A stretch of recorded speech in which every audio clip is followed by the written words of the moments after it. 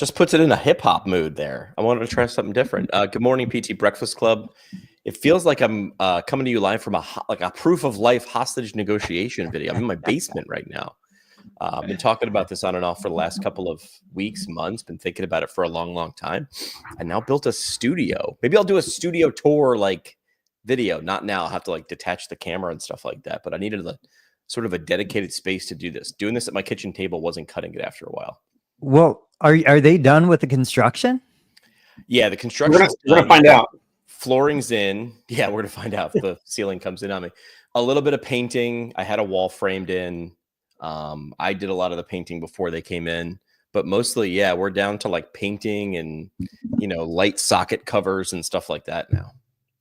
That's what we did. We chose to do our own painting in the basement when we had them. They did all the framing. They did the drywall, the mudding. And we're like, all right, we can at least do the painting, which saved us some money. But that reminds me of therapy where the patient's like, all right, I can at least do my home exercise program. Well, that was the thing too, which is this guy, we talked about this before. The guy was smart. The guy who came and gave me the quote was like, hey, this room will be like, I'll do this and this and this for $3,000. Then he was like, what are you doing for flooring? And he'd seen I had a pile of like 42 boxes of flooring. I went and waited for the flooring to be on sale. Then he looked at it and was like, are you putting the flooring in yourself? And I'm like, yeah. And he's like, well, I could do it for, $1,000. And I was like, it's like 3 days worth of my time. I'm like, that's $300 a day for me not to do the flooring. And I'll have a floor forever. I can walk on it whenever I want. So started doing the math there and I just had them do it. Does this guy have a YouTube channel? No. All right. He doesn't understand. I don't think I wanted to pull him inside and be like, your guys are like, then I started noticing like really small things. Like from the room I'm in now to the next room was like a quarter of an inch. And one of his guys like went and took a piece of my flooring and like rip cut it.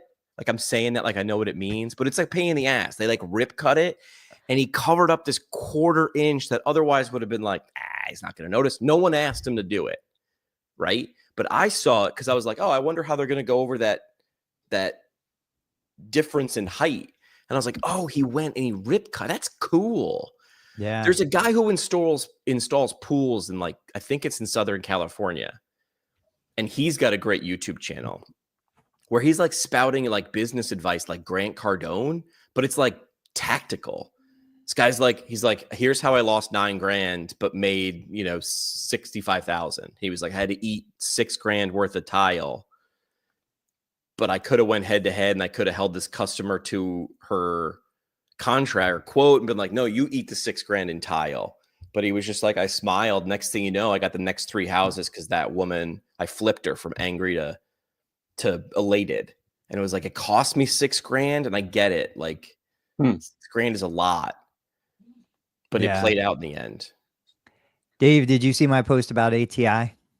It's a big. I did. I mean, but because you were just talking about YouTube, I know you also posted something I think last week, Tony, about different service-based providers with YouTube channels, and I had asked.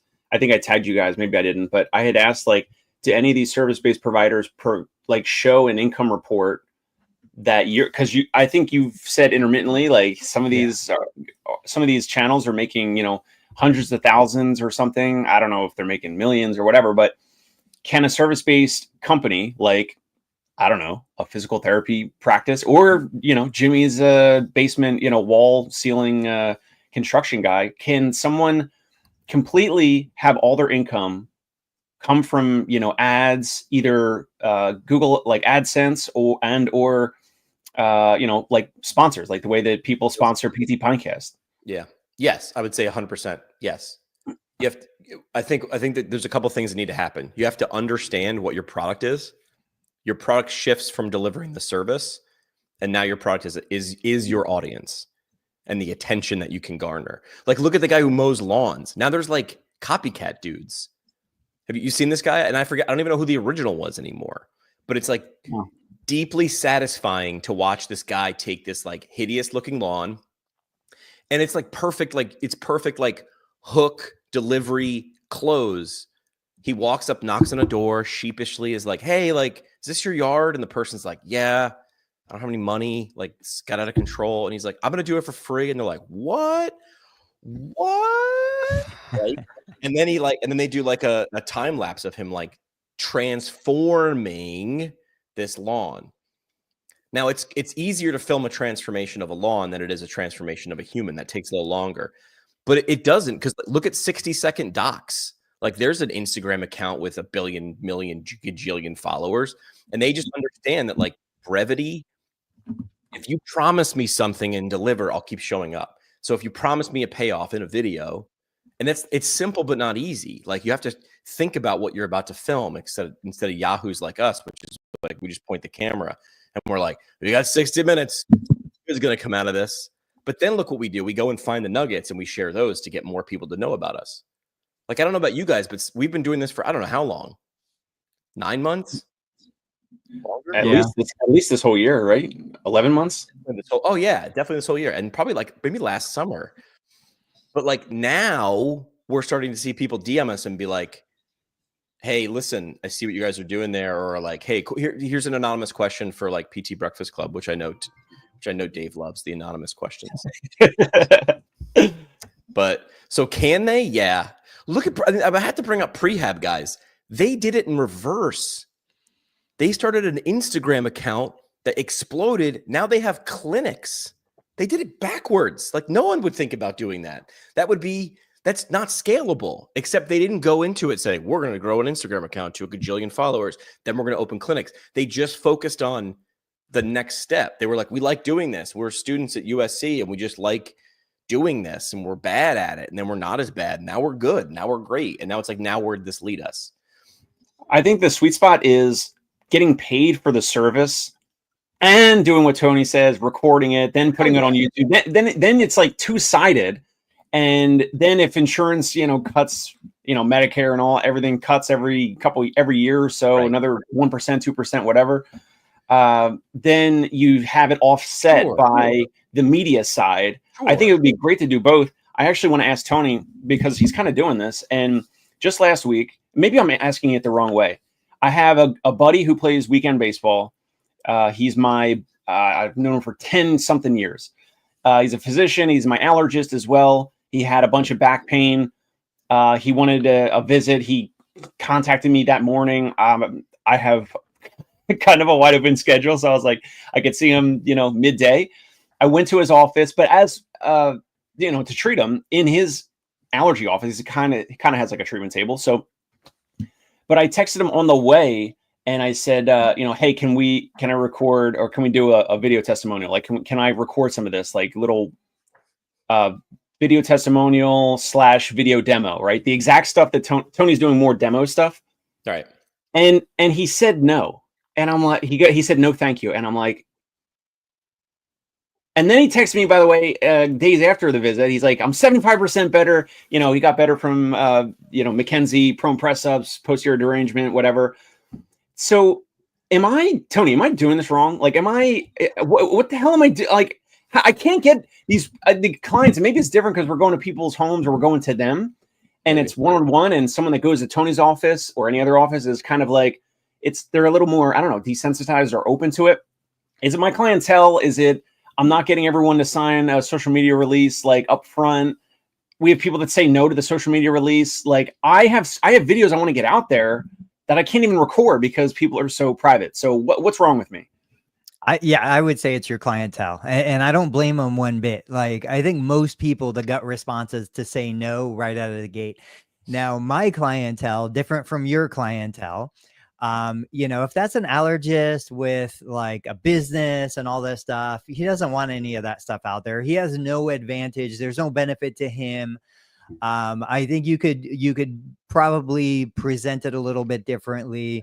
It's just like when I'm scheduling patients, it's not when would you like to come? It's I've got this opening and this opening. Even if I have all day, we want to kind of guide that conversation. So I've got this queued up. I'll show you guys. Oops, I just removed it. There we go. So for example, this is my newest short video I published yesterday. I published this literally like 15 minutes after the patient left the clinic. So the narrative around this is, yes, I have a HIPAA compliant media release in place when, you know, they're coming in as a new patient. I tell everybody, I'm like, look, we do a ton of video. There's always cameras going somewhere. You're probably going to be in the shot. So, you know, we have everybody sign this media release. But for this particular person, like the next layer is, we had worked probably 7 visits. This was the 8th visit, I'm thinking.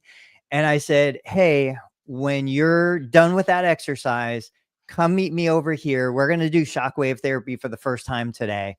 And just so you know, here's the deal. There's no charge for it today, but you are going to be on camera. We are going to record and I'm going to publish this. So just be ready to share this media. You know, we kind of do it in a joking way. And he laughed and he kind of looked away. Like, I think he probably, if I would have said, hey, can I record you? I would have gotten a no. But instead it was just, hey, here's the deal. We're going to do shockwave today and I'm going to record it. We're going to publish it on YouTube, TikTok, whatever, Instagram. This would be awesome. Come on, let's go. And that's it. You know, now, I mean, you could ask, like, is that ethical? Is that right? Or should you do that? Are you pressuring them? At some point, it's like, hey, they're adults. They're going to make their own decisions. And truthfully, if I even got a shred of like the idea that this person was genuinely against it, I wouldn't do it. You know, I have no reason to do it. I've got plenty of videos like this. I'll show you guys another one. Hang on a sec. Is that you? They formally diagnosed? What's that? Was that you doing the backflip? Yeah. Let me. I like it. By the way, Tony, as you're toggling, that video was great because you're kind of poking around on his medial knee, and he kind of gives like a zow, yow, wow. Yep. And he kind of yelps a little bit, and I mean that's like kind of early in the video.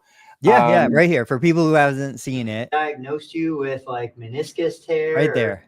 Oh, that's. I know exactly. Here, let me go back. Have they formally diagnosed you with like meniscus tear or what? And you know, I think seeing those, those expressions are valuable. You know, real people in the clinic. Here's another one. I'll just do 3 quick ones.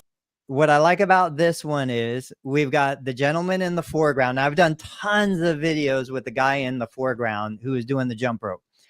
We've got the patient here, and I tried to put some titles up there like, look, we do a little assessment. We do some shockwave. Look, Dave, I'm doing some manual therapy.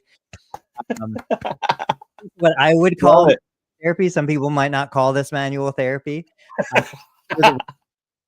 Every single person that gets touched in my clinic, for the most part, they're all sitting in a chair like this. They're all out in the clinic. They're talking. They're socializing.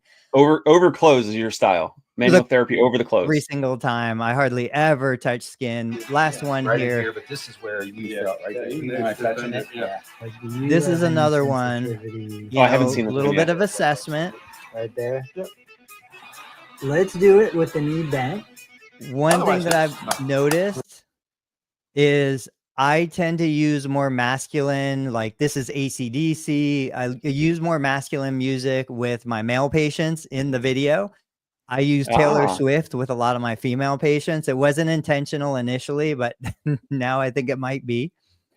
Now, here's an interesting thing about this. I feel so uncomfortable with the comparison before and after. This just kind of came out organic, and he's not like, oh yeah, it feels amazing. I asked him to give me a little squat. He doesn't do a full depth squat or anything, but the idea is, you know, this is organic. This is what's really happening now. In that clip, he says, that was my other knee that clicked. I'm making a big push. Deficits for me. It's grainy. It's not sharp. I was telling Jimmy before we got on, I don't have enough light to get a really, really clear, crisp image for these videos. I need to upgrade my lighting in the clinic. I need to do a couple of things to tweak this.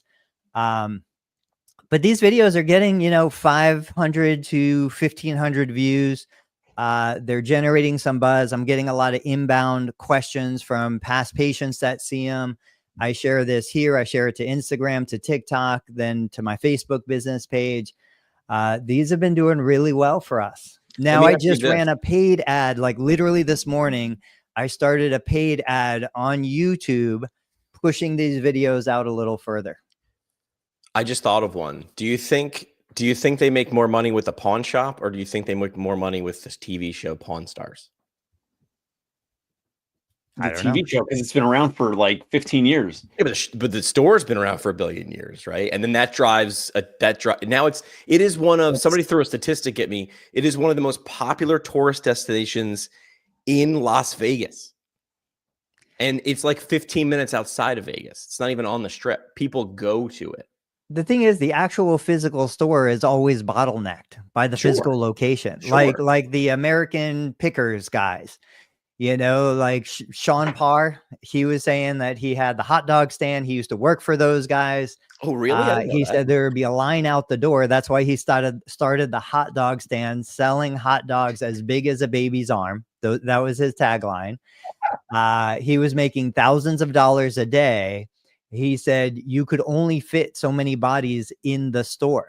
Yeah. My physical therapy clinic can only fit so many bodies in the clinic, but YouTube can push that content to a global audience. Right. Did you guys know who Young Gravy is? No. I knew the answer to that. I only knew about him. I forget. That's someone younger than me. He's a rapper, and he went to the University of Wisconsin, and he had the forethought to buy a $6,000 go-kart, like street legal. It could do 30. And then he strapped like speakers and like lights and stuff like that. He made it like a dope ride. And then he partnered with pizza parlors, and he drove around at like 10, 11, 12, 1, 2 o'clock in the morning when people were going into or coming out of bars, and he sold pizza by the slice. Think about that. He had apartment complexes putting their ads to get students to want to live there because they understood his cart was exactly where the people were. So can you bring your clinic to people? No, unless you're a mobile therapist. Can you bring people to your clinic? Yes. There was something I saw over the weekend, and I surprised I didn't actually message you guys because I thought of Jimmy and everything what we're doing kind of. Real quick, Tony, you filmed that video, the one where you said a bad lighting or grainy. That was from your iPhone, or like what was the camera you used? So all of these are just my iPhone 12 Max Pro. I want to go to the 16 Pro because it does have, from the reviews, it has a better low light video capability. I literally just put my phone on a selfie stick, hit record, and it's just sitting there, as a third perspective. Got it. So anyway, we're watching. My wife loves any food show, and we have the Amazon Fire Stick. So I think we have Direct TV, but like the app, but like we watch a ton of YouTube videos. Believe it or not. Anyway, so we're watching some old like diners, drive-ins, and dives. Right, like how like Guy Fieri he would do one like back in the day, and then like he would go back. He'd go again to the same place like years later. And they would talk about like, oh, remember we did this, and now this is on your menu, or like we did this video, and it was like that was what we featured. Is that still the popular thing, or like what else do people order? And anyway, I thought of Jimmy specifically, but I kind of thought of us in general. So Guy Fieri's talking to the owner. It was I think it was like a Puerto Rican place. It was like sandwiches and entrees and whatever. I don't even remember where it's located. It doesn't even matter.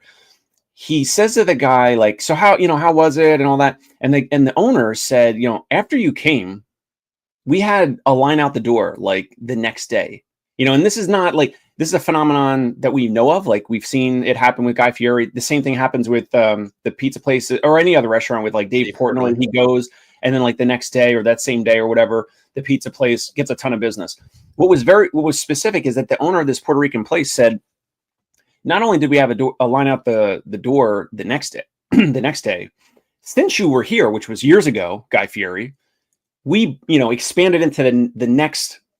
And I know Tony's still talking about a physical. You're kind of pigeonholed with the physical location, but they expanded to the next brick and mortar location. So they like doubled in size.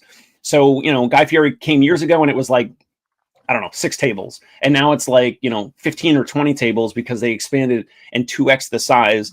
And the owner was talking about like how amazing it's been, how like kind of a little emotional, like family's been able to be, taken care of, and they've expanded and served more customers and all that.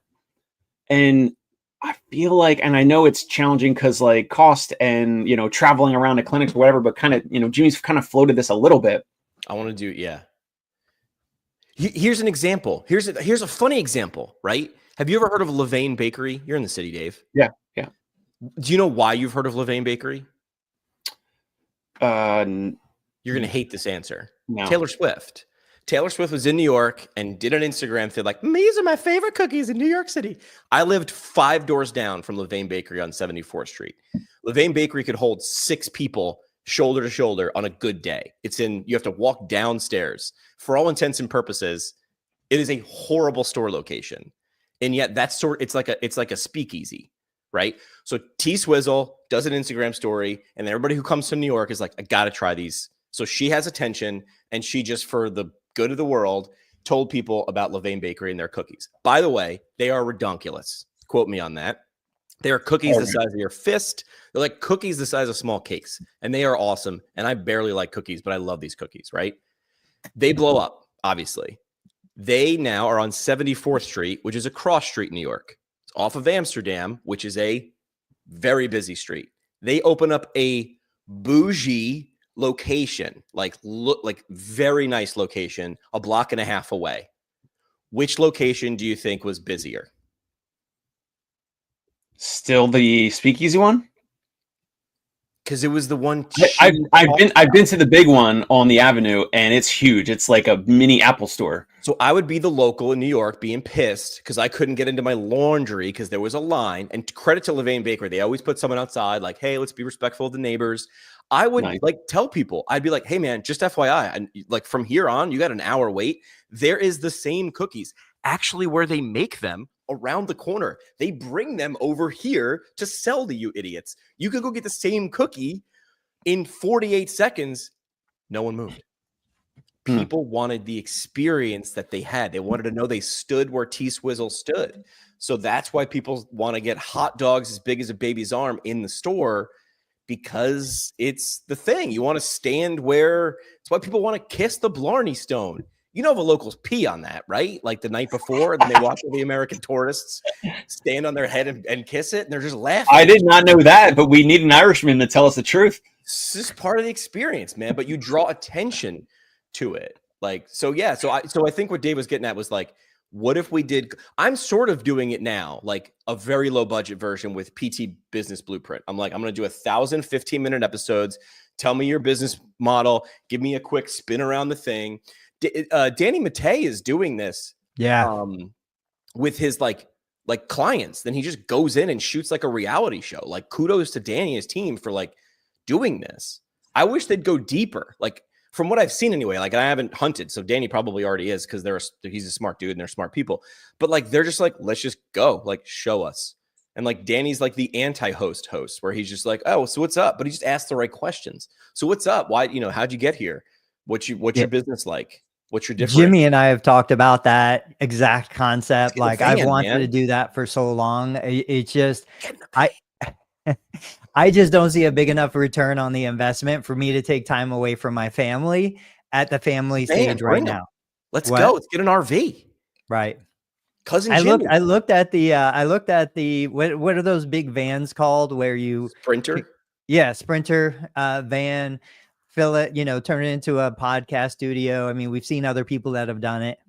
Let's get a U-Haul, some 2x4s, and some plywood, my man. U-Haul's like $29 a day. I want to push back on something that if I said that, Tony would say this, what I'm about to say, okay. which is, so in the beginning of, let's say, Guy Fieri, whatever the, diners, drives and dives, like, someone had to put up the money. Yes, it takes money and there's risk, and you don't know if it's going to turn out to be anything or anything at all. But Guy Fieri is, I don't know, what do you think? He's probably worth like 100 million, right? He's got books, he's got a bunch of crazy merch and stupid thing, knickknacks and things like that. I'm sure he's done extremely well. So if it were to make sense in the beginning, let's say we all brought our families, all that, we'd have to put some money up. Yes, we risk the short-term loss of the patients we could be treating or generating, or the comfort of being home or whatever. But in the long, and maybe it's easier for someone like Guy Fieri, so it's just like one person instead of like a team or whatever. But in the short term, he probably got paid like X from whatever the TV station was, and then had some upside, but there's always that risk in the beginning. And now him looking back, like he probably would have, he would have done it, a million times over.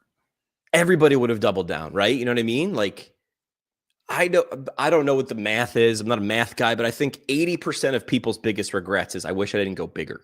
I wish I didn't go sooner. It's rarely like I shouldn't have done that. Like rarely is the regret the other way. It's usually I wish I went bigger.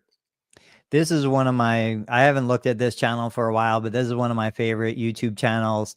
It's outside the scope of physical therapy. Upflip, at 1.2 million subscribers. These guys go through and they highlight different businesses. Like, this one's got a bounce house business, roof repair, shingles, yards. These guys did a great episode on a guy that started with a food truck. He was just doing like barbecue and smoked meats. Then he started a TikTok account. I've shared this on social media. He started a TikTok account, blew up to multiple millions what they did of views. And then what they did was they went into ghost kitchens. So talking about the bottleneck for physical locations where we're saying I can only get so many bodies in my 2,000 square foot physical therapy clinic. This smoked meats went into ghost kitchens where they could mass produce, they could ship. He said they ship more smoked meats than anyone in the area, anyone else. They could never have done that in a physical location where people are coming to dine in or even carry out. They blew the business up to multiple millions a year. Now you look at that and you say, well, how can we do that in therapy? And I would say what we do, hang on, Jimmy, what we do is we go to the digital products. And I shared a post where I said, look, Ready State with Kelly Starrett, they're doing digital products. That's where I was going. The Barbell Physio with Zach Long, they're doing digital products. El Paso Manual Therapy, digital products. There's tons of therapists already doing this. So Dave, to your point, it's not just about the ad revenue from YouTube. That's where it gets the eyeballs. And now I stepped onto TikTok for the first time last night, let's say a couple of days ago, because I'm like, I need to figure this out, TikTok shop. And what I did, now here's my approach.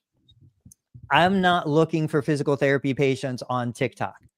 I'm looking at, okay, what is the opportunity? What am I missing? One of the products that I do videos for is Next Level.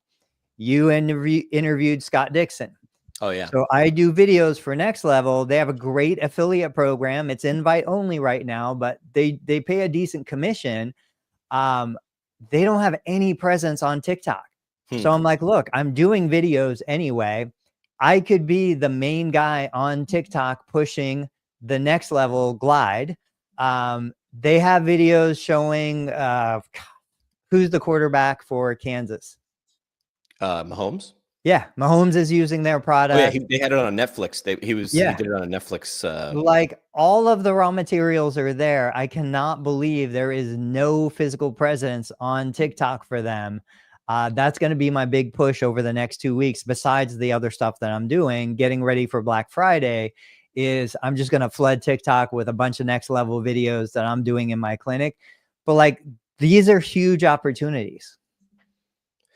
The thing to do with what you just said, the scale the unscalable, that example of like Taylor Swift gets asked to play someone's Sweet 16 birthday party every 11 and a half seconds, but every once in a while she does it.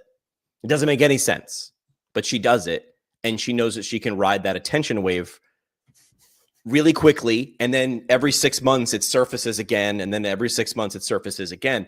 The unscalable thing to do would be Kelly Starrett goes, I'm going to drive from San Francisco to New York for my buddy's wedding, and I'm going to stop in these 6 cities, and I'm going to host a one-day whatever to either treat people or train physios or whatever in these 5 cities and make an event out of it. Then it doesn't make any sense, but it does because he's able to bring the audience. His milkshake brings all the boys to the yard. So make a great milkshake and then show everybody the milkshake until they're dying to taste the milkshake. Like, do you know like what profession used short form video masterfully? Was comedians. Like, here's the smart way they do it. A bad way would be record your set and give away your jokes. But then the problem is when I go see it, jokes aren't like songs. You know what I mean? Sometimes they are, but most of the time they're not. It's like, I've heard this one, like, okay, ha ha ha. Song you can hear over and over again. What the smart ones like Matt Rife did is they don't share most of the jokes. They share the crowd work because that's different every night. So they interact with the crowd and they play. So the people who are good at crowd work, and what Tony's video is crowd work. It's not the treatment. It's the banter with the individual. And yeah, he's highlighting, how did I get him there? Physical therapy. That's where I think our profession makes the mistake. They try to make physical therapy Han Solo or Luke. It's not. It's Yoda. Like, make sure it's always Yoda. Stop trying to make it the star. It's the guide.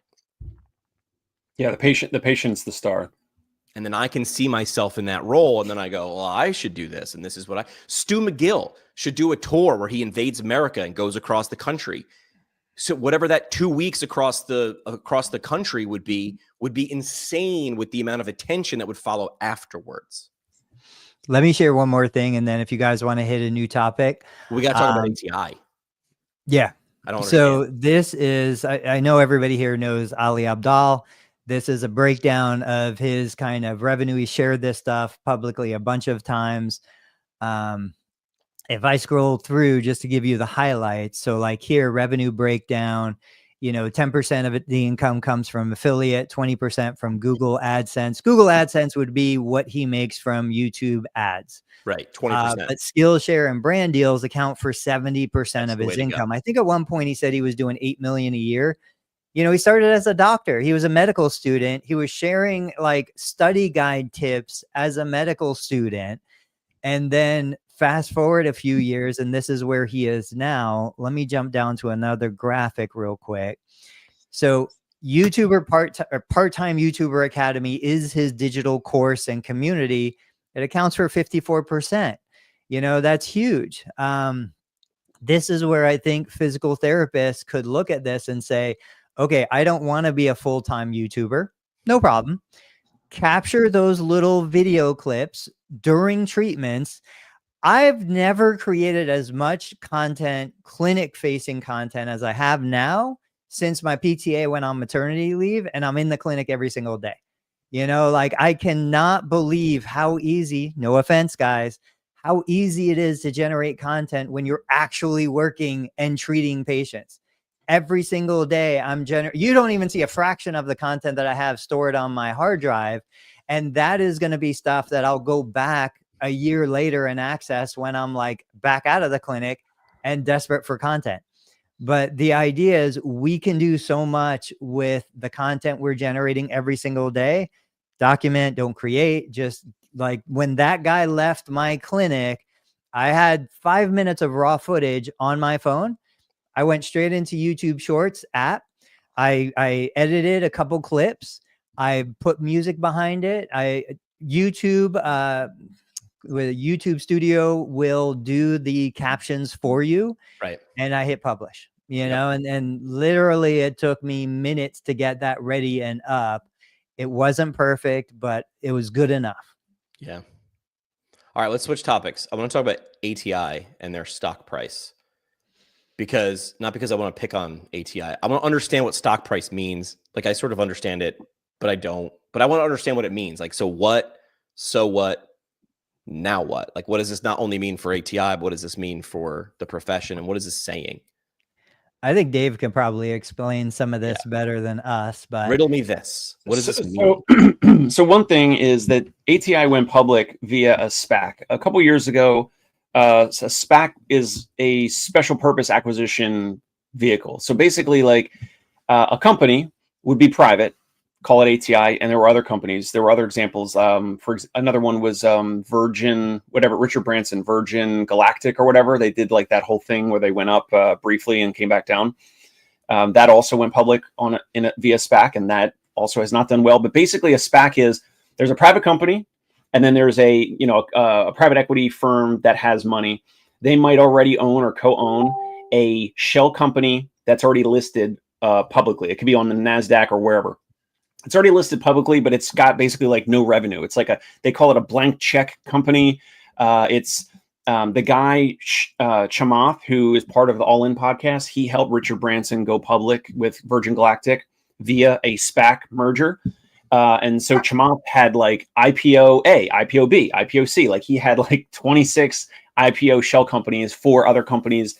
It's a little complicated, but basically it's like it's a way to go public via a merger of a shell company that's already public, even though the one that's public is not like a full-on company, right? So ATI went public via some SPAC that was backed by Fortress. I had to look it up. Fortress Capital. And so it's kind of like it's almost like a backdoor to go public. So that's one thing. Now, when this happened, 2020, 2021, around that time, the SPACs were very popular. Right. And there was a lot of money. There were interest rates were lower, so there was a lot of deals that happened in 2020, especially more so 2021. But ATI went public, I think I saw in 2020. That's just to preface, you could still perform and do well. Now, in terms of their stock price, there was something. Didn't we talk about it like a year or so ago, guys? Like there was something that they. I don't have the direct quote, but I think ATI had like misrepresented certain financials and performance in terms of like completed visits and revenues and things like that. And I think there might have been something where they were, I don't know, miscategorizing or like they named something differently. And the joke example is you guys remember WeWork, right? You remember that company that like was in the news and it was like worth 48 billion and then like it collapsed and then it was like worth 20 and then it was worth like 2 billion or whatever. And WeWork created like instead of like adjusted EBITDA, they created it was like WeWork community adjusted EBITDA. Like they created like their own financial metric. And if you have a company that's huge, doing billions, creating their own financial metric, and the reason why all these companies use like EBITDA margins and adjusted EBITDA is so that we can all kind of have like a normal standard for valuation and is this company legit or not, and what are they actually producing and what's their margin and all that. And I'm not saying ATI did that, but I'm saying that there was some report. I think Tony and I at least talked about it maybe a year or so ago, or maybe you posted something about it, where they got in trouble for misrepresenting some of their financials. I'll just leave it at that. And I would bet that would be directly in relation to their stock price even today, because it's been declining. I think even a year or so ago. And, this is the 5-year. Okay, so it fell off a cliff like almost when it IPO'd. Tony, I think you're muted. Yeah, Tony, you're muted. Tony, we still can't hear you, buddy.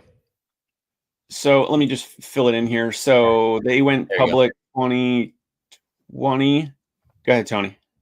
Yeah. No, I was just saying, I mean, the big picture here is they went public back in 2020-ish. They hit, they hit a high of 600 something a share, and now they're down under $2 a share.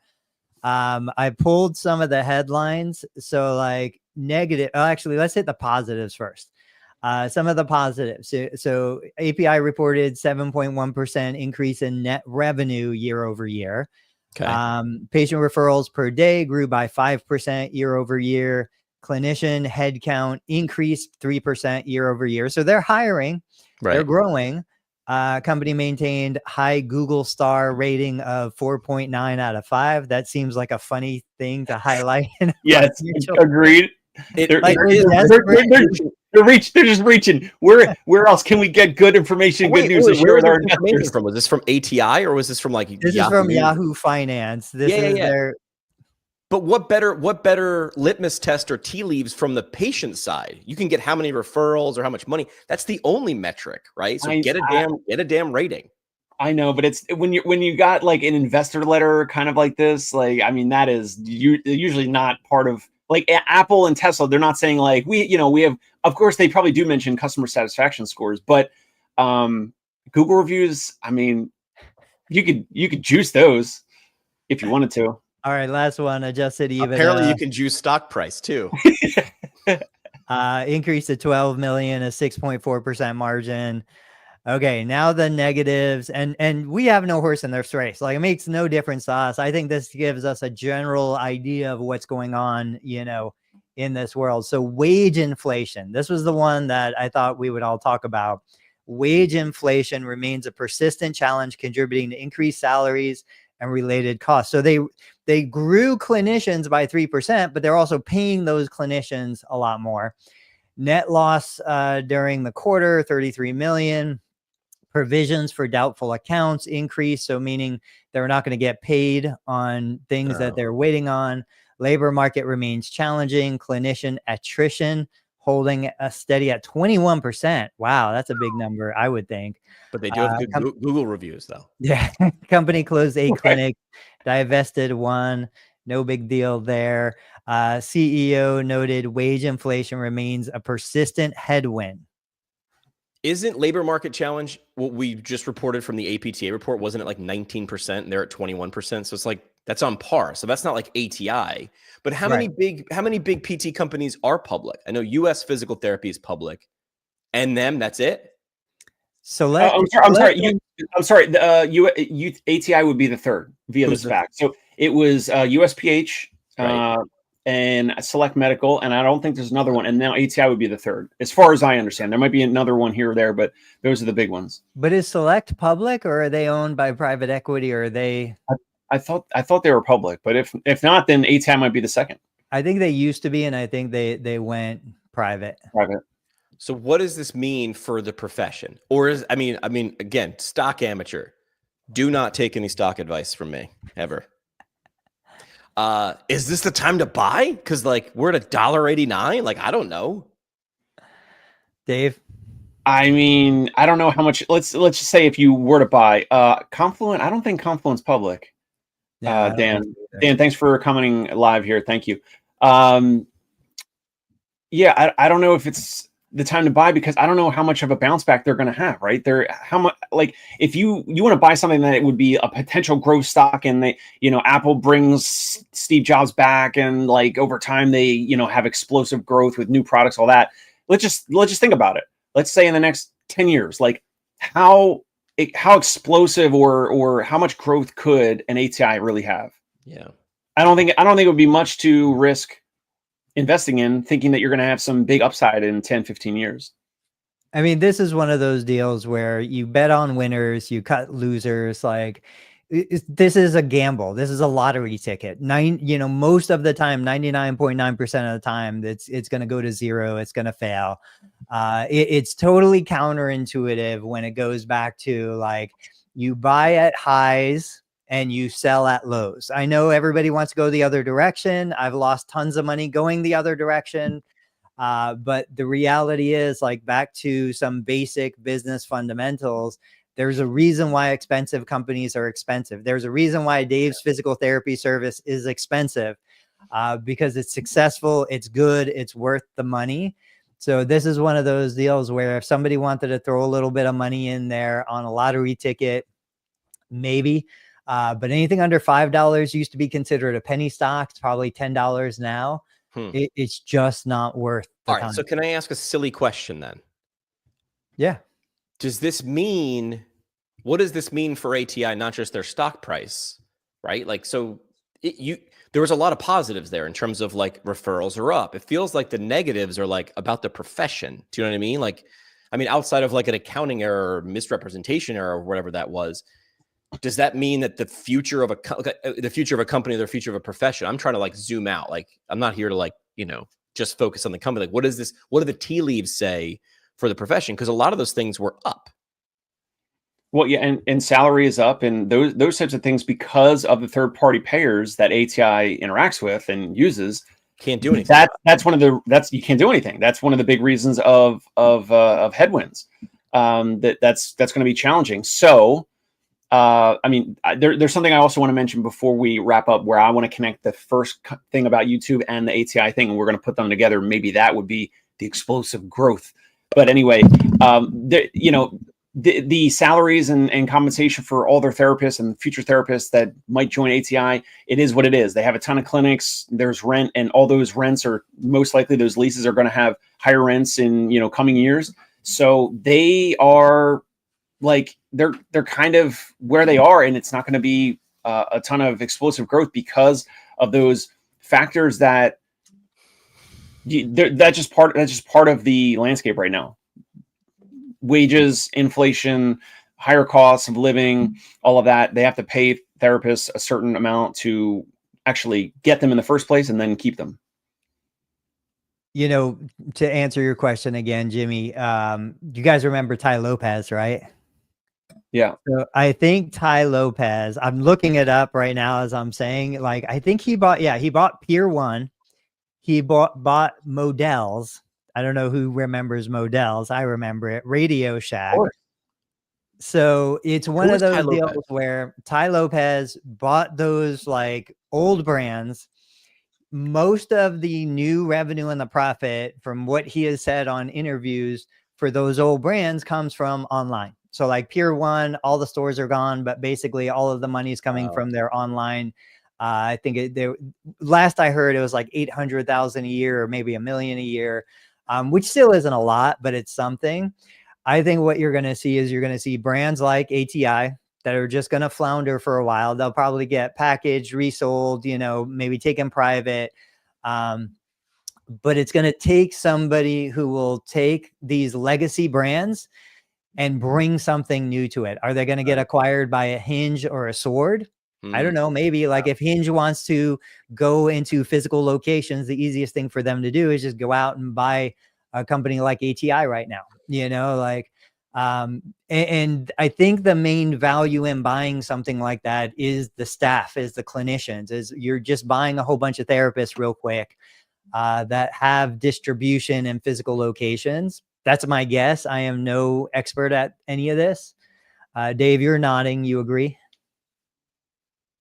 So Ty Lopez was with some other guy, Alex something, that sold some other tech company, and they're most likely backed by some capital. I don't think he didn't do it on his own. There's a team there, but yes, they are buying those brands, and then the plan is to be all e-commerce without the physical locations.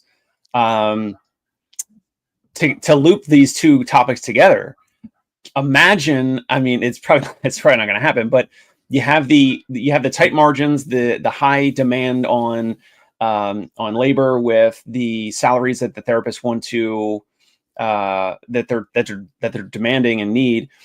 Imagine you get a new CEO. We plug in Tony Maritato as CEO of ATI, even though he said, I know you're already busy, you don't want to add things to your plate, but imagine if like tomorrow Ian made every patient sign the social media release.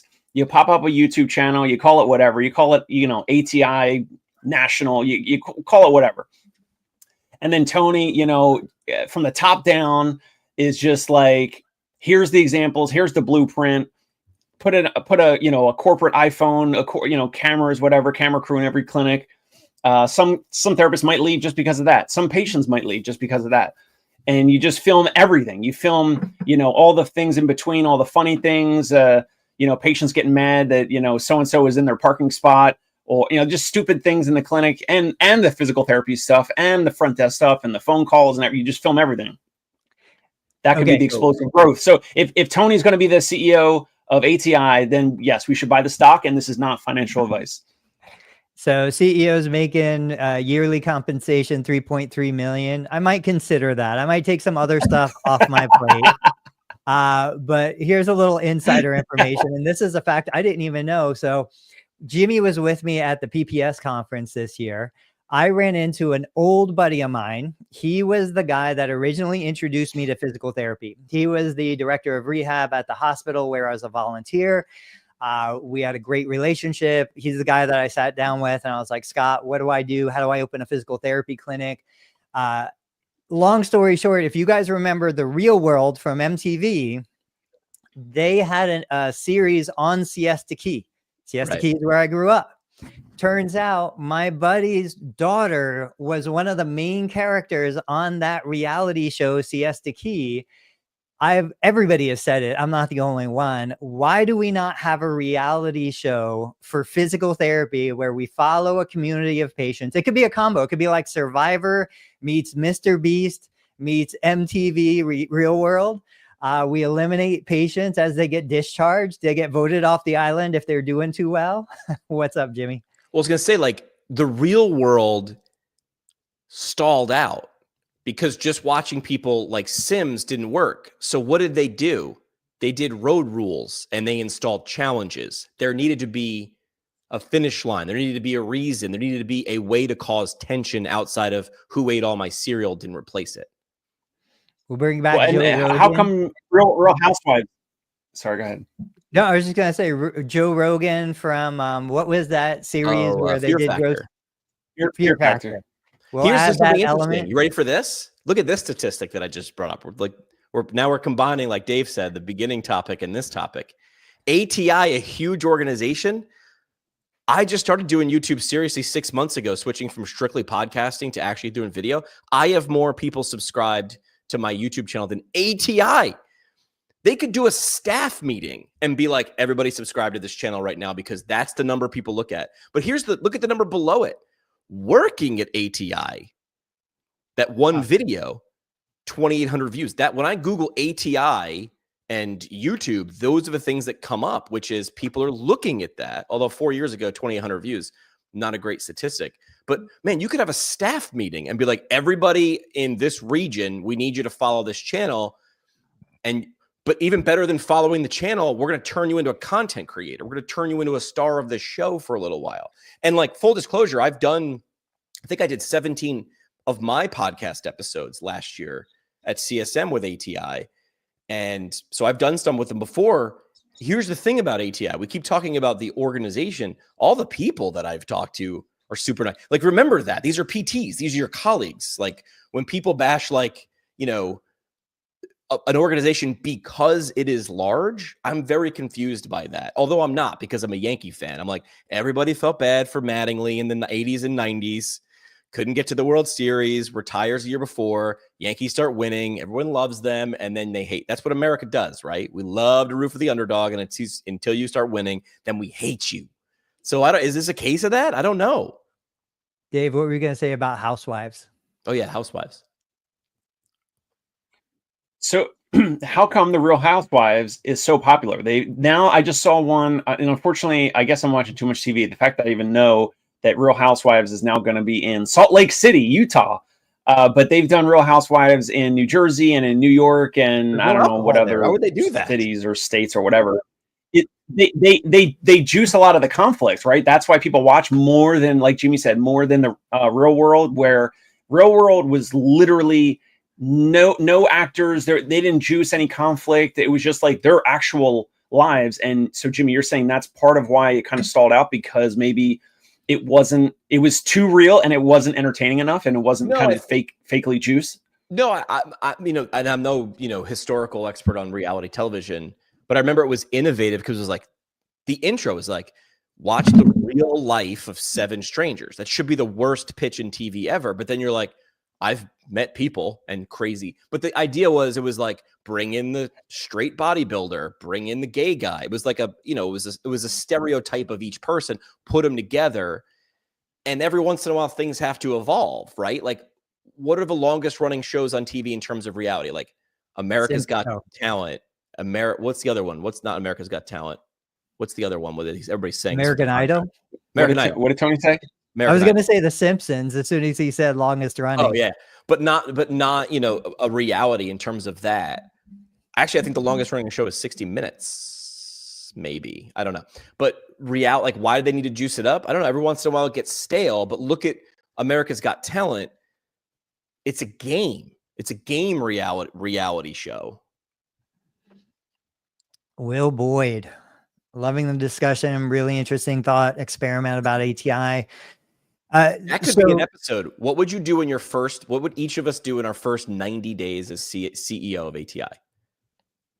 So I've been listening to a guy talk about TikTok Shop and talking about how he grew a brand. It was the guy who started Genius Supplements. I don't know the brand at all.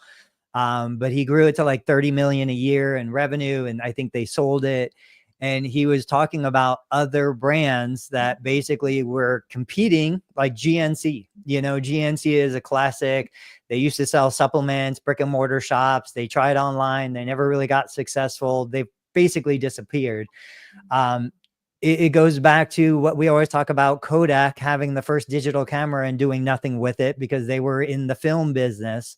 Like, we can take this model, move it into the new economy, completely innovate on it, and I think be very successful and still have enough money to allow us to do what we want to do as therapists, you know, treat patients the way we want to treat patients, and allow the revenue and the profitability to come from something other than treating the patients. Right. I think this is minimal investment with a potential max. Goes back to what we talked about with Guy Fieri. If you talk to Guy Fieri about his biggest regrets with diners, dive-ins, and drives, it likely would have been that he didn't go sooner, bigger, faster. Like, you know, even when you fail, you're like, we didn't move fast. We played it safe. I'm guilty of that. That's why it's so clear. At any price, a stock at zero means 0 years of negative cash flow, negative net cash flow, dilution, current upside, and the fact that it can only lose 100% of your investment. Yeah, I agree. So totally. If they get delisted, though, they're still a company. And they're still making. They can still make money. You know what I mean? Like, it's just what do people? How much will people invest in this? Keep in mind, all their clinicians invest in it every single day. That's the only. You know, it's roughly the only place that they work. So it's still a viable business, even if the stock price is 0. Do I have that right? Yes, potentially.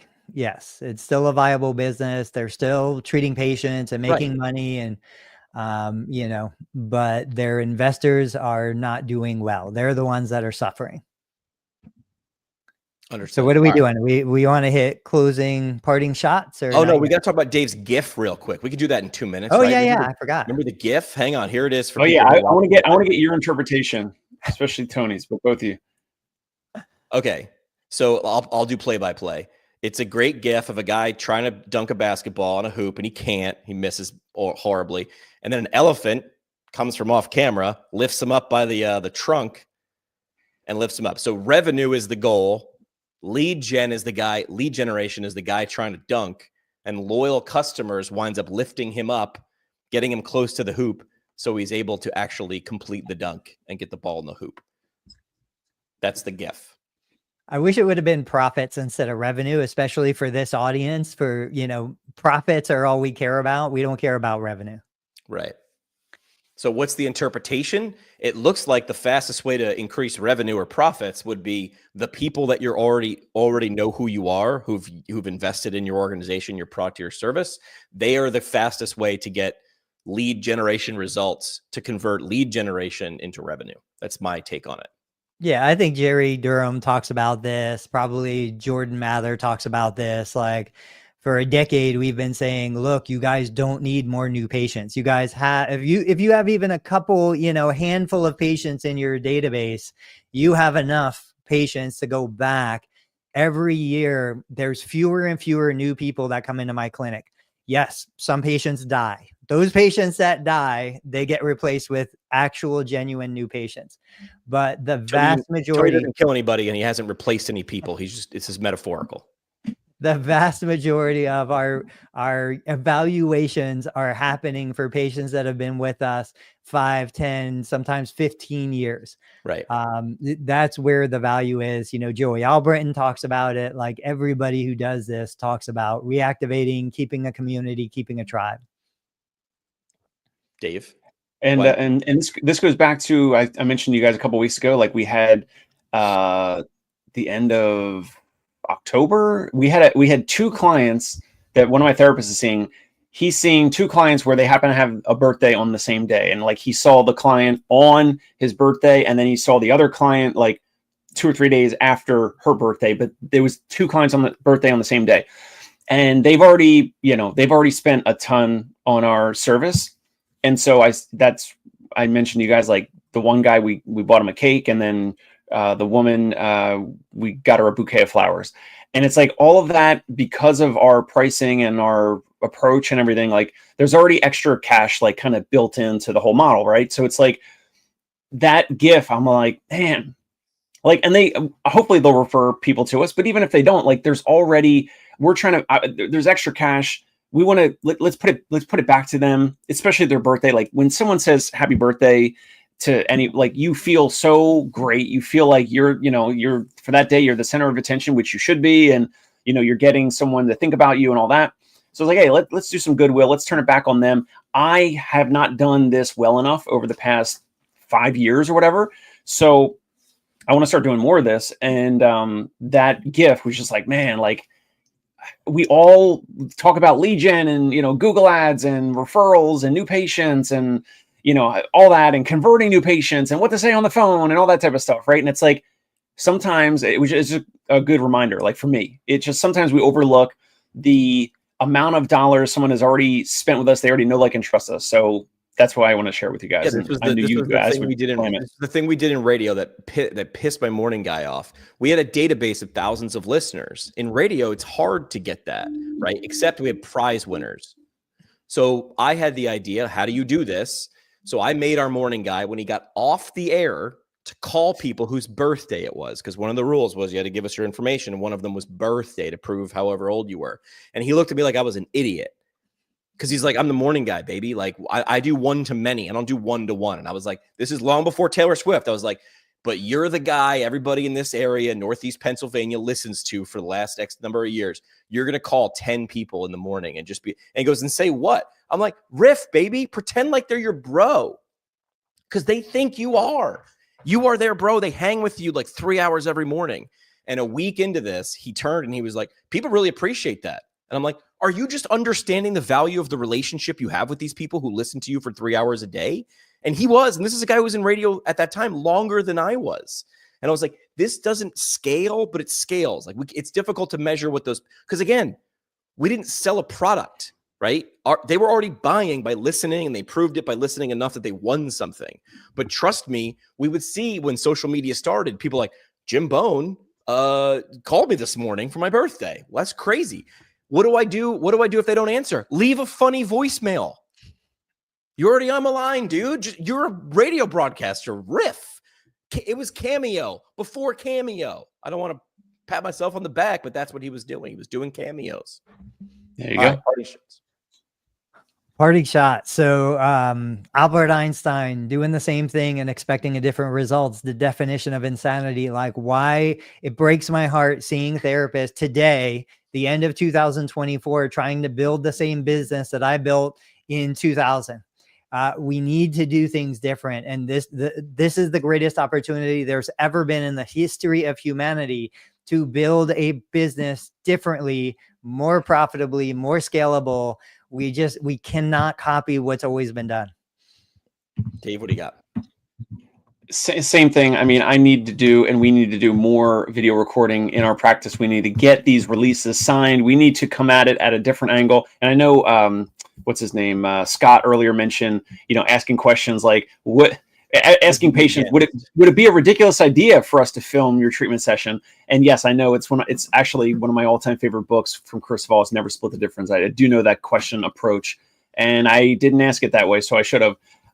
But yeah, getting this stuff out there, I think it solves a lot of lost revenue. Like Tony said, like, you do the treatment session, you're never going to get paid more for that treatment session ever again in the future because you don't have it on video. It can spur more therapist candidates reaching out to you for wanting to work with you on the patient side and also on the referral side, like physicians and other local influencers nearby. I need to do more of it. I need to make it significantly more important in our radar for our business. Yeah. What do you got, Jimmy? Bigger, faster, sooner. Since Tony started with a quote, I'll start with another one. Do you guys know who David Meltzer is? He's, I don't know, the business dude who talks about business. And he said, what if I told you were 24 no's away from $1 billion? How fast would you keep asking questions? You're 24 no's away from $1 billion, right? But you're worried about crafting the perfect question because you don't want to get a no. And David was like, lean into that no. If I'm no. There was that great video of a guy that like went off and he was like, I need to get rejected by 100 women a day. And then he's done. So then there's the question, if you try to fail and succeed, which have you done? But how many no's away are you away from success, the thing you want to do? Instead of avoiding the no, like Dave, lean into the no. and figure that out. All right, we'll be back on Thursday. Like, subscribe, download, follow, all those different words. And let us know, like, even if it's like, hey man, I listened to you. Like, I always like to ask, is this thing on? Like, DM us and just like proof of life. Give me a proof of life, especially if you're on Twitter, because I'm always very confused on that platform. We'll see you guys